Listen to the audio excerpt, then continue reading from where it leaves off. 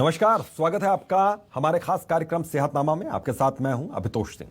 हमारे खास कार्यक्रम सेहतनामा में हम आपकी सेहत और उससे जुड़ी तमाम समस्याओं के बारे में बात करते हैं। तो आज हमारे साथ जुड़ रहे हैं इंदौर से चर्म रोग विशेषज्ञ डॉक्टर अतिशय बुखारिया, जो आपकी समस्याओं के बारे में सुनेंगे, आपको जानकारी साझा करेंगे, ताकि आपको अगर कोई दिक्कत है चर्म से जुड़ी हुई, त्वचा से जुड़ी हुई, तो वो दिक्कतें यहाँ पर दूर होगी। डॉक्टर अतिशय बुखारिया जी, बहुत बहुत स्वागत है सर आपका हमारे इस खास कार्यक्रम में। थैंक यू सिंह साहब।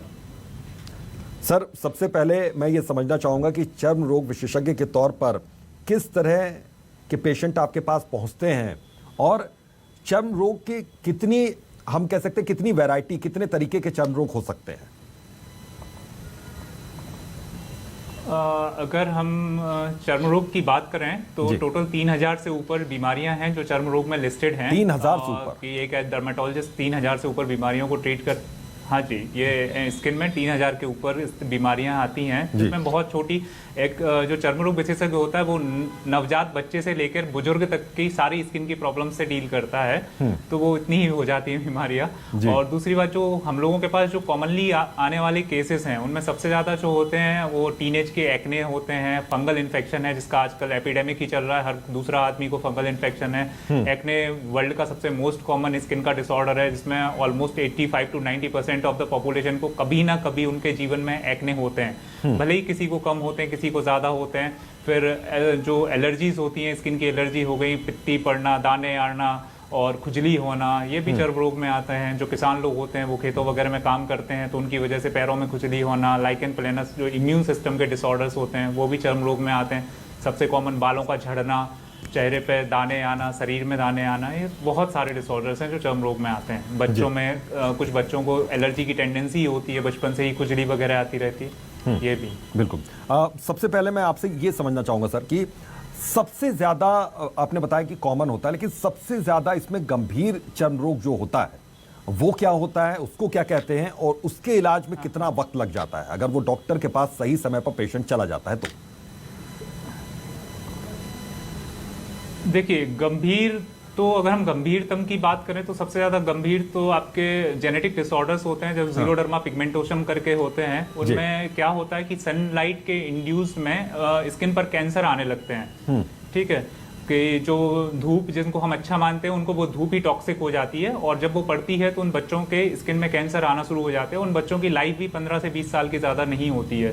ठीक है, कुछ पेम्फिगस नाम की बीमारियां होती हैं जिसमें उनके शरीर में फोड़े वगैरह उठने लगते हैं। एक एपिडर्मोलाइसिस बुल्लोसा नाम की गंभीर बीमारी होती है जिसमें हमारी स्किन की जो परत है वो इतनी ज्यादा लूजली अटैच होती है नीचे वाली लेयर से कि अगर उसको हम ऐसे हाथ पकड़ के भी खींच देते हैं ना तो उनकी स्किन हाथ में बाहर आ जाती है। पर ये फॉर्चुनेटली ये सब बीमारियां बहुत रेयर हैं, करोड़ों में एक को ही होती हैं। और पर हाँ, केसेस आते हैं और आईसीयू सेटिंग्स में हमें मैनेज करना पड़ता है। लाइफ एक्सपेक्टेंसी भी बहुत अच्छी नहीं है कि हम नहीं बोल सकते कि बच्चा या ये इंसान बहुत ज्यादा दिन तक जिएगा। पर ज्यादातर केसेस जो ओपीडी में आने वाले होते हैं वो इस तरीके के नहीं होते हैं, वो सिंपल बीमारियों के होते हैं, acne, fungal infection, hair fall, इन सब चीजों के होते हैं। बिल्कुल सर, ये मैं समझना चाहूँगा, हेयर फॉल जैसे आजकल बहुत ज़्यादा कॉमन है, और बोला जाता है कि पानी बहुत ज़्यादा, जो पानी है वो बहुत ज़्यादा ख़राब है कई जगहों का, इसलिए हेयर फॉल है। इसकी और वजह, इंटरनल वजह क्या हो सकती है, उसके बारे में थोड़ा सा बताइए। देखिए, हेयर फॉल का अगर हम डिवीजन करें तो मेल्स में और फीमेल्स में दोनों ही कॉमन है, बहुत ज़्यादा आजकल केसेस बढ़ गए हैं। सबसे ज़्यादा अगर हम मेल्स की बात करें तो जो हेयर फॉल कॉमन होता है वो सेंटर वाले एरिया से अपने बाल झड़ जाते हैं, उसको हम एंड्रोजेनिक एलोपेशिया बोलते हैं। जिसमें जैसे सारे मेल्स के आप देखेंगे एक ही पैटर्न में बाल झड़ते हैं, सेंटर के साफ हो जाते हैं, पीछे के बाल बचे रहते हैं। ठीक है, इसमें दो फैक्टर्स होते हैं, एक तो एंड्रोजन, हम मेल्स हैं तो सारे मेल्स के एक जैसे झड़ेंगे। जेनेटिक मतलब हमें कहीं ना कहीं पीढ़ियों में ये जीन डोमिनेंट होता है, उसकी वजह से हमारे बाल झड़ने लगते हैं। दूसरे कॉमन केसेस की बात करें तो जो टीलोजन एफ्लूवियम नाम की बीमारी होती है, ये सेकंड मोस्ट कॉमन डिसऑर्डर्स में आता है। इसमें जैसे आपको कोविड के बाद का बाल झड़ना, टाइफाइड के बाद बाल झड़ना, मलेरिया के बाद बाल झड़ना, हाँ, कोई भी सीवियर डिसीज हो उसके बाद बाल झड़ना, डिलीवरी के बाद बाल झड़ना, ये कॉमन होते हैं। और अगर महिलाओं में बात करें तो सबसे ज़्यादा आयरन की डेफिशिएंसी की वजह से भी बाल झड़ते हैं, विटामिन डी की डेफिशिएंसी की वजह से भी बाल झड़ते हैं, क्योंकि एनवायरनमेंट में हम जितनी भी चीज़ें ले रहे हैं, खा रहे हैं, एक तो सबकी डाइट प्रॉपर नहीं है, स्ट्रेस बहुत ज़्यादा हायर लेवल पे है, और हम जो भी चीज़ें आजकल खा रहे हैं हम ऑलमोस्ट बहुत सारी मिलावटों के साथ आ रहे हैं, तो नेचुरल बहुत सारी चीज़ें बची नहीं हैं। तो इस वजह से कुछ ना कुछ ये सब कारण अंदरूनी तरीके पे बालों की जड़ों को कमज़ोर कर रहे हैं, जिसके हमारे बाल और ज़्यादा झड़ रहे हैं। बिल्कुल। चूंकि ये ठंड का मौसम है, इस मौसम में एंटीसेप्टिक क्रीम लगाने का बहुत ज़्यादा चलन होता है, कई तरह की क्रीम आती है, कोल्ड क्रीम कह के आती है, तो ये कितनी ज़्यादा खतरनाक हो सकती है? क्योंकि अमूमन ये देखा गया कि बहुत से लोग अगर इस क्रीम का इस्तेमाल नहीं कर रहे हैं तो उनकी त्वचा बहुत ज़्यादा, स्किन जो बहुत ज़्यादा है रूखी रहती है, दिन भर सूखी रहती है, इसलिए वो क्रीम लगाना उनकी फिर मजबूरी भी हो जाता है। हाँ हाँ, देखिए ये एंटीसेप्टिक एक अलग चीज हो जाता है, एक मॉइस्चराइजर एक अलग चीज हो जाता है। एंटीसेप्टिक तब लगाया जाता है जहाँ कहीं कट गया है, छिल गया हो, ताकि बैक्टीरिया की ग्रोथ को रोका जा सके। दूसरी तरफ जो मॉइस्चराइजर है जो हम ठंड में लगाते हैं वो एक बहुत ही फायदेमंद चीज है, उसको हमेशा लगाते रहना चाहिए, क्योंकि ड्राई स्किन डैमेजिंग होती है। ठीक है, एक ड्राई स्किन एक खुद ही अपने आप में एक बड़ी बीमारी है, जिसकी वजह से खुजली आना, खुजली की वजह से फिर उसमें इन्फेक्शंस होना, ये काफी कॉमन हो जाता है। इनको रोकने का सबसे सिंपल तरीका होता है कि हम मॉइस्चराइजर्स वगैरह लगा के रखें। और जैसे जहां तक मॉइस्चराइजर्स भी कई कैटेगरी के होते हैं, ह्यूमेक्टेंट होता है, ऑक्लूसिव होता है, तो अगर हम उस डिटेल में ना जाके सिर्फ ये समझें कि अगर हमारे पास चर्म रोग विशेषज्ञ उपलब्ध नहीं है तो सबसे अच्छा मॉइस्चराइजर जो होता है वो कोकोनट ऑयल होता है, प्लेन कोकोनट ऑयल। अगर हम उसे 2 बार लगाएंगे तो वो हमें काफी हद तक हमारी स्किन को सॉफ्ट एंड सपल बना के रखेगा और इचिंग वगैरह से भी हमें प्रोटेक्ट करके रखेगा। बोला जाता है कि पैरों के तले में अगर आप अच्छे से लगा लें कोकोनट ऑयल तो बहुत ज़्यादा सुकून भी मिलता है, और जो स्किन होती है पैरों की, खासतौर पर जो पंजों की होती है, वो स्किन बहुत ज़्यादा हार्ड होती है, उसको भी सॉफ्टनेस मिलती है यहाँ पर। क्या ये ठीक है? बिल्कुल बिल्कुल बिल्कुल, कोकोनट ऑयल बिल्कुल, आप बिल्कुल सही बोल रहे हैं। Coconut oil one of the best oil है और उसमें सारी प्रॉपर्टीज होती हैं, एंटी इन्फ्लामेटरी से लेकर एंटीबायोटिक प्रॉपर्टीज तक होती हैं। और जैसे ठंड में है तो हम उसको दिन में 2 से 3 बार लगा सकते हैं। कुछ लोग उसमें गलती करते हैं कि कपूर मिला के लगाते हैं, वो हम लोग रिकमेंड नहीं करते, क्योंकि उनकी वजह से, कपूर की वजह से भी एलर्जी होने लगती है।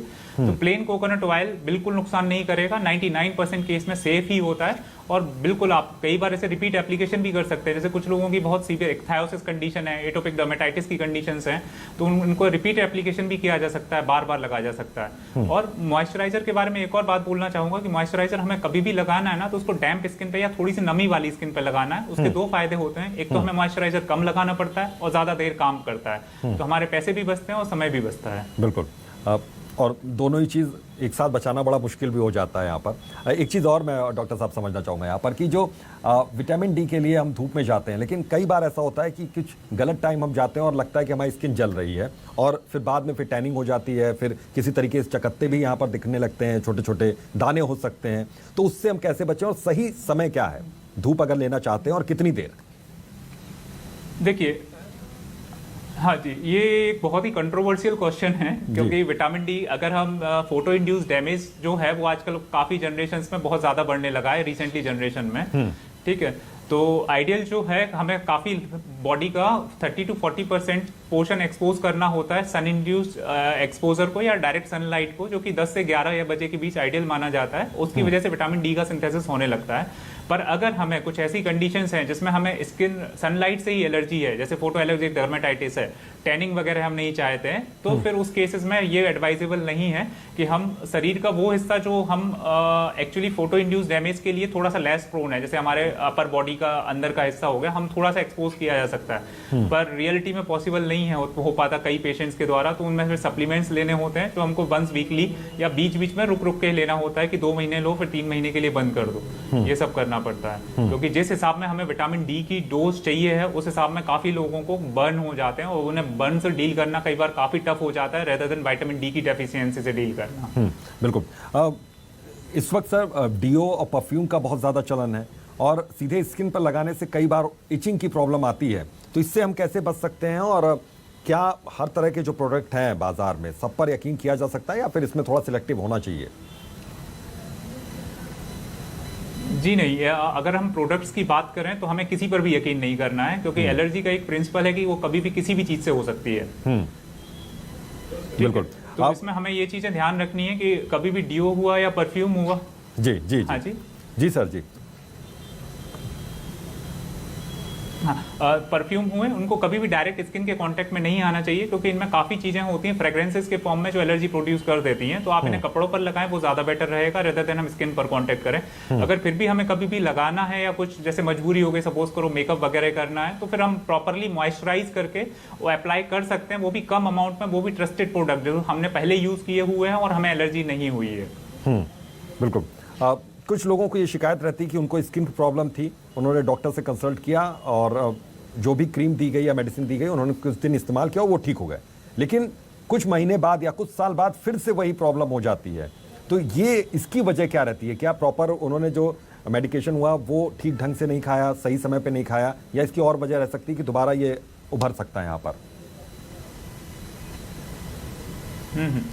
देखिए, इसके बारे में दो बातें हैं। एक तो नंबर वन, वो बीमारी कौन सी है कि हम किस बीमारी को ट्रीट कर रहे हैं। स्किन की जो ज्यादातर बीमारियां होती हैं वो काफी लॉन्ग या क्रॉनिक होती हैं, उनका इलाज भी क्रॉनिक चलता है। जैसे एग्जांपल के लिए, उदाहरण के लिए हम लोग बात करते हैं सबसे कॉमन बीमारी एक्ने के लिए। अगर एक्ने की 4 ग्रेड होती हैं, जिसमें आपको छोटे छोटे से दाने से लेके काफी बड़े बड़े सिस्ट तक फॉर्म हो जाते हैं। अगर हम एक्ने के ट्रीटमेंट का बात करें तो ट्रीटमेंट 12 से 14 महीने चल सकता है, डिपेंड ऑन द ग्रेड।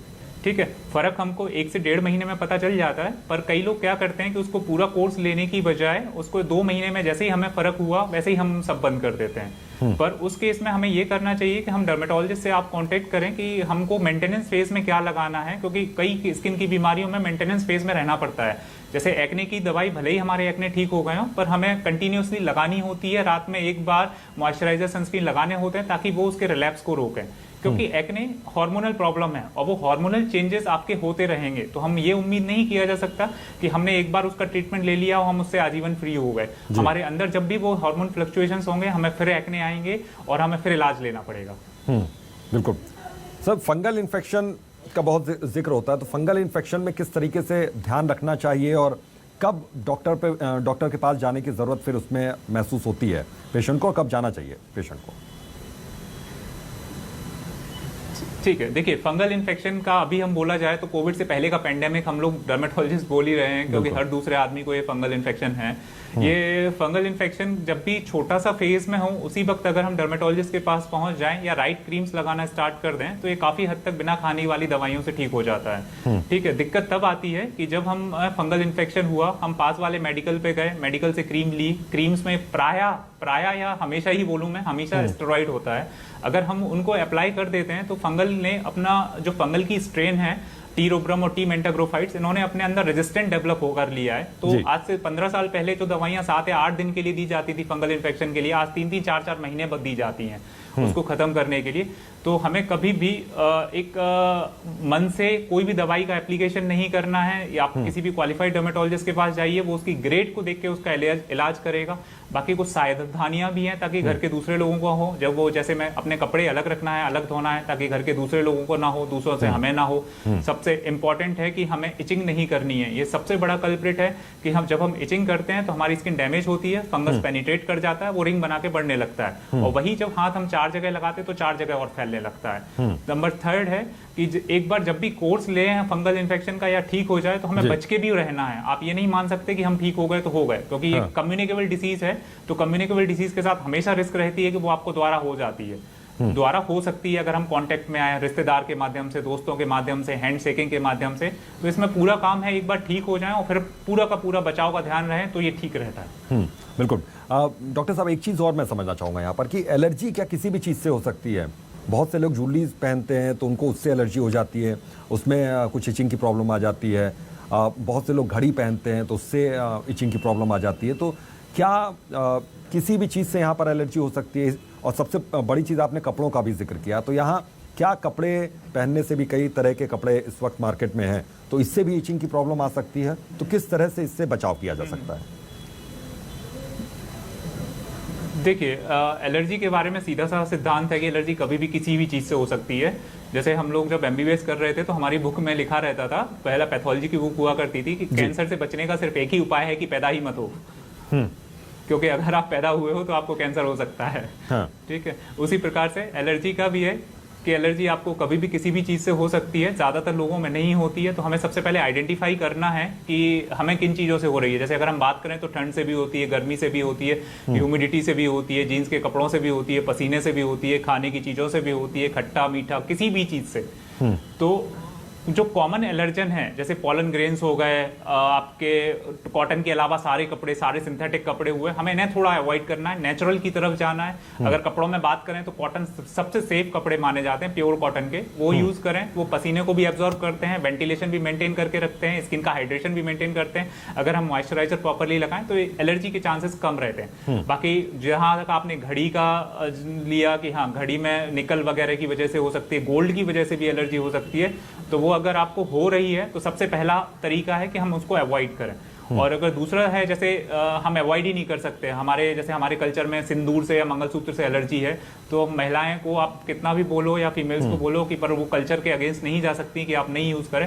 ऐसे में उस पर मॉइस्चराइजर बहुत ज्यादा अमाउंट में लगाएं। मॉइस्चराइजर क्या करता है कि आपका एलर्जन और स्किन के बीच में एक लेयर फॉर्म कर देता है, तो एलर्जन डायरेक्टली स्किन में पेनिट्रेट नहीं कर पाता, तो एलर्जी के इंसिडेंसेस थोड़े से कम हो जाते हैं। मैं नहीं कहूंगा खत्म हो जाते हैं, पर कम जरूर हो जाते हैं। बिल्कुल।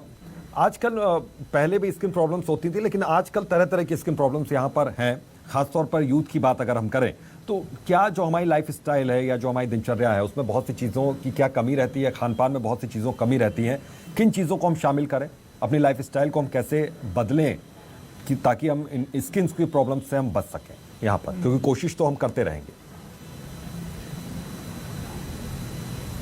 देखिए, आपने बिल्कुल वाजिब सवाल पूछा है कि लाइफस्टाइल डिसऑर्डर बहुत ज़्यादा बढ़ गए हैं आजकल। देखिए, सबसे ज़्यादा जो प्रॉब्लम क्रिएट कर रहे हैं, अगर हम पहनावे भी की बात करें, ये फंगल का जो पेंडेमिक आया वो इसी वजह से आया है क्योंकि हम लोग जीन्स पहनने लगे हैं। हमारे जीन्स पहनने की वजह से वहाँ पर टाइटनेस रहती है, पसीना इकट्ठा होता है, जीन्स में हाइजीन मेंटेन नहीं होता है, जीन्स को रोज़ कोई नहीं धोता है, तो उसकी वजह से वहाँ इचिंग पैदा हो जाती है। और जब भी हम इचिंग क्रिएट करेंगे, हमारी स्किन डैमेज होगी तो बैक्टीरियल या फंगल इन्फेक्शन उस पर अटैक करने ही वाले हैं। ठीक है, तो पुराने जमाने की तुलना में जब थोड़े से कॉटन के कपड़े या ओपन वेंटिलेटेड कपड़े पहने जाते थे, उसकी तुलना में आजकल के इन्फेक्शंस काफी ज्यादा कॉमन हो चुके हैं, सिर्फ इसी लाइफस्टाइल की वजह से। नंबर 2, जंक फूड वगैरह जितने हो गए हैं उनकी वजह से भी काफी डैमेज होता है आपकी स्किन। नंबर 3 कि हमें ये समझना है कि हमें स्किन को बचाना कैसे है, क्योंकि मैं कितना भी चीजें बोल लूँ, आजकल की यूथ जनरेशन में इतना पॉसिबल नहीं होता कि आप उतना केयर कर पाएं या उन सब चीजों को ध्यान रखें, है ना। तो मेन जो चीज़ें आती है, अगर हम स्किन केयर रूटीन की बात करें तो स्किन केयर सबसे ज़्यादा हाइड्रेटेड रहना चाहिए, यानी पानी आपको बहुत ज़्यादा क्वांटिटी में पीना है। या अगर एक नॉर्मल पर्सन के इंटेक की बात करें तो 4 से 5 लीटर पानी पीना होता है। नंबर 2, स्किन हमेशा हाइड्रेटेड रखने के लिए हमें मॉइस्चराइजर और सनस्क्रीन भी हमेशा लगानी है। ये हमारी स्किन को डैमेज से, सन इंड्यूस डैमेज और धूल के डैमेजेस से बचाते हैं। ठीक है, और कपड़े हमेशा ढीले ढाले पहनने हैं।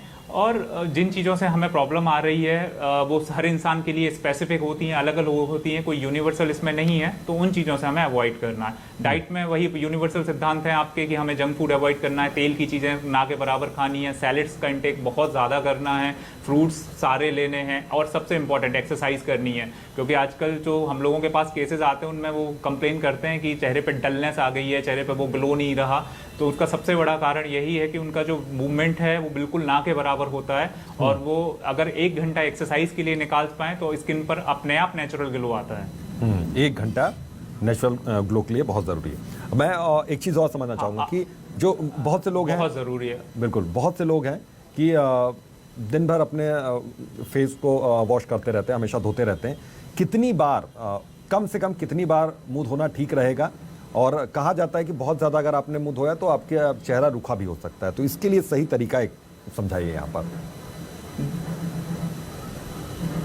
देखिए, फेस वॉश आइडियली हमें 2 बार करना चाहिए। ठीक है, फेस वॉश का भी जो क्वालिटी रहती है, हमें उसके अंदर का क्या कंपोजिशन है। जैसे अगर हमारी एक्ने वाली स्किन है तो सैलिसिलिक एसिड वाले फेस वॉश हो गए, ठीक है, मेंडेलिक एसिड वाले फेस वॉश हो गए, या जो मेरे थोड़े से हैवी फेस वॉश हो गए, ये चलेंगे क्योंकि वो चेहरे का पूरा ऑयल हटा देते हैं। अगर हमारी नॉर्मल स्किन है तो नॉर्मल फेस वॉश चलेंगे। कई लोग फेस वॉश को ऐसा समझते हैं कि हमने बहुत ज्यादा रगड़ेंगे तो चेहरे पे ग्लो आ जाएगा। वो एक्चुअली क्या करता है, चेहरे फेस वॉश अगर हम बात करें तो एक सर्फ टाइप का है जो चेहरे की गंदगी या ऑयलनेस हटाता है। अगर आप वहां रगड़ेंगे, बहुत ज्यादा रगड़ेंगे, तो वो चेहरे की स्किन को डैमेज करेगा, और डैमेज करने से मेरा मतलब है कि जो चेहरे का स्किन की जो टॉप लेयर होती है, बैरियर होता है, वो हमें प्रोटेक्ट करके रखता है काफी सारी चीजों से। अगर हम उस बैरियर को डिस्ट्रॉय करेंगे तो इन्फेक्शन, इचिंग, खुजली, एलर्जी सब होने वाले हैं आपको। ठीक है, तो हल्के हाथों से करना है, दिन में 2 बार से ज्यादा यूजुअली नहीं करना है, जब तक कि बहुत ज्यादा आउटडोर का काम ना हो। अगर आपका बिल्कुल ही आउटडोर या फील्ड वर्क है तब आप 3 बार कर सकते हैं, अदरवाइज एक नॉर्मल इंसान को 2 बार है। और फेस वॉश के जो मैंने पहले भी बताया कि चाहे वो कोई भी नहाने के बाद हो या फेस वॉश के बाद हो, 10 से 15 सेकंड के अंदर आप मॉइस्चराइजर लगा लें अपनी नीड के हिसाब से, क्योंकि वो आपकी स्किन की इंटीग्रिटी को मेंटेन करने के लिए सबसे हेल्पफुल चीज रहेगी।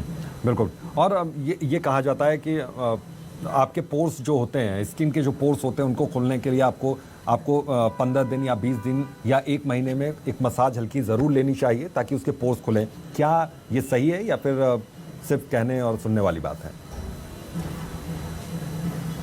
नहीं, ये हल्की फुल्की मसाज, जहाँ तक आपने सही बताया, हल्की मसाज चल जाएगी, बहुत हैवी कुछ भी नहीं चलेगा एक्सेसिस में। ठीक है, ये हल्की मसाज के पीछे प्रिंसिपल ये है कि जब हम एक्सफोलिएट कराते हैं हमारी स्किन या मसाज के थ्रू, तो जब एक्सफोलिएट होती है तो हमारी स्किन रिकवरी मोड में आती है। तो जब रिकवर होती है तो उससे रेजुविनेशन भी होता है, रेजुविनेशन में स्किन में टाइटनेस आने लगती है और थोड़े से पोर्स भी ओपन हो जाते हैं, तो जिसकी वजह से जो डर्ट वगैरह होती है वो क्लियर होती है। गलती लोग यहाँ पर एक्सेसिव मसाज करने पे लग जाते हैं कि वो पार्लर पे जाते हैं, बहुत ज़्यादा रगड़वाते हैं, दुनिया भर के केमिकल्स लगाते हैं, वो एडवाइजेबल नहीं है। वो ठीक नहीं है।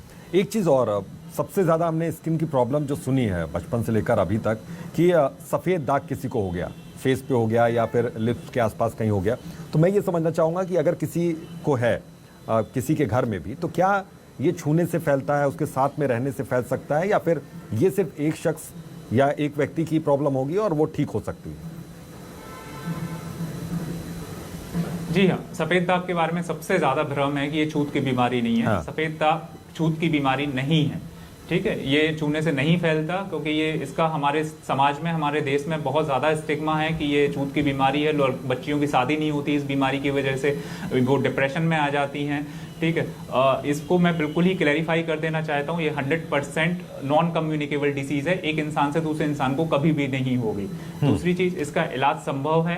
70 से 80% से ऊपर केसेस जो होते हैं वो ठीक हो जाते हैं। सबसे पहले इसमें 3 टाइप के इलाज होते हैं। सबसे पहले जो दवाइयाँ होती हैं, उसके बाद लेजर्स हैं, और सबसे लेटेस्ट आजकल सर्जरी भी होने लगी है, उसकी वजह से सफेद दाग ठीक हो जाते हैं। तो ये स्टिग्मा हमें दूर करने की जरूरत है इसका बीमारी में। और दूसरी चीज, ये बीमारी कभी भी किसी को भी हो सकती है। इसका प्रेवलेंस दुनिया में 1% है, तो 1% of population is dealing with सफेद दाग। और हम लोग भी, जैसे अगर हम बोलें, तो हमें भी कभी भी हो सकती है, तो हमें उन्हें एक्सेप्ट करने की जरूरत है कि उनको, ना कि उनसे दूर भागने की। उनके यहाँ सबसे ज्यादा दिक्कत आती है कि संबंध नहीं करते हैं बच्चियों से जिनको सफेद दाग हो गए, तो यार इनको सफेद दाग है, हमारे बच्चों को भी सफेद दाग हो जाएगा। ऐसा बिल्कुल भी नहीं है। बिल्कुल बिल्कुल, बहुत अच्छी बात कही आपने सर। बहुत बहुत शुक्रिया अपना कीमती वक्त यहाँ पर देने के लिए, और उम्मीद करते हैं दर्शकों को आज बहुत कुछ यहाँ पर, कम से कम स्किन से जुड़ी अगर कोई समस्या है उनको, तो बहुत कुछ आज समझ में आएगा, बहुत उनको जानकारी मिली होगी। तो आज सेहतनामा में बस इतना ही, दीजिए इजाजत, नमस्कार।